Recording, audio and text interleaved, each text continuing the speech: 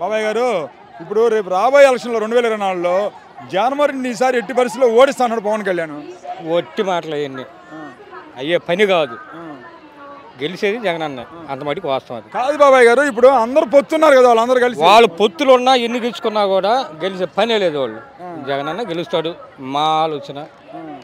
వాళ్ళు ఏం చేశారని వాళ్ళు గెలుస్తారు, వాళ్ళు చంద్రబాబు ఏం చేశారని గెలుస్తారు చెప్పండి. ఇప్పుడు పవన్ కళ్యాణ్ జగన్ అన్న పిల్లలకి అమ్మఒడి ఇస్తున్నాడు, విద్యాకానికి ఇస్తున్నాడు, వసతి దీవెని ఇస్తున్నాడు, విద్యా దీవెని ఇస్తున్నాడు, కనీసం బట్టల కుట్టుకూలు కూడా వేస్తున్నాడు.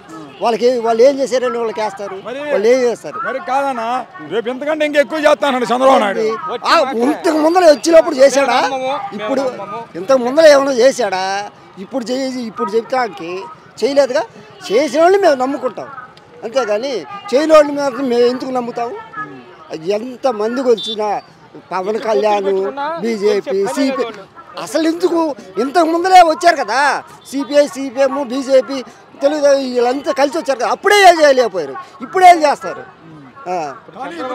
ఇప్పుడు మన భారతదేశ రాజకీయాలు ఎప్పుడు లేని విధంగా పవన్ కళ్యాణ్ చెప్పులు చూపిస్తున్నాడు. అసలు ఏంటంట పవన్ కళ్యాణ్ రాజకీయం? అతను అవివేకం అంతే, అతను అజ్ఞానం అంతే. కనీసం ఇంటర్మీడియట్ కూడా చదవలేని వాడికి ఏ అజ్ఞానం తప్ప ఏం చేస్తాడు? చెప్పులు చూపించే సంస్కారం అతనికి ఉంది.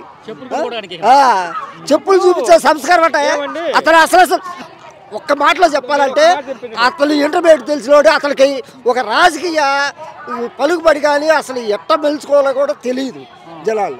కానీ ఇక్కడ ఇప్పుడు జగన్ ఒక రాష్ట్ర ముఖ్యమంత్రి, అతను పట్టుకొని ఇప్పుడు నువ్వెంత నీ స్థాయి ఎంత మారుతున్నాడు పవన్ కళ్యాణ్. అదే ఆ సంస్కారం లేని వ్యక్తులకి అంతే మరి వచ్చేది. ఆ సంస్కారం లేని వ్యక్తులకి అలాంటి మాటలే వస్తాయి. అసలు కనీసం ఈ రోజు కూడా జగన్ గారు ఒక్కరిని అపోజిషన్ లీడర్లు కానీ ఒక్కరిని కూడా ఒక్క తోలాడే మాట ఒక్కరు కూడా ఆయన నోటి నుంచి రాలి. మరి ఇప్పుడు చివరిగా చెప్పండి, జగన్ పని అయిపోయింది, ఇంకా ఫ్యాన్ రెక్కలర్ కూడా చెత్తపొట్టలేండి అన్నాడు లోకేష్. అసలు ఎందుకయ్యా అసలు వల్ల అసలు రేపు ఎలక్షన్కి 24 ఎలక్షన్కి తెలుగుదేశం కొలాప్స్ అంతే అంతే. జగన్ గెలుస్తాడు అయితే 100%.